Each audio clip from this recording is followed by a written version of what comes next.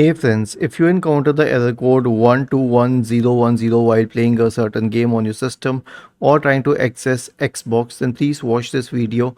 I will guide you through the resolutions. Now, we can stick to two resolutions because there's not much we can do. The first one is to open the Microsoft Store, then go to the library section on the list on the left hand side. In the right pane, you can click on Get Updates.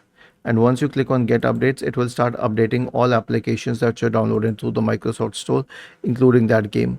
The second one is to reset and repair the game or reset and repair Xbox depending upon where you get the error. Like let's say it was Xbox.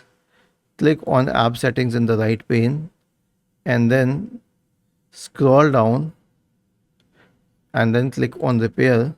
Click on Reset and then click on Reset once again. Was this helpful?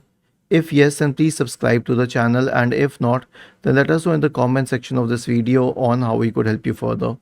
Thank you for watching this video and have a nice day.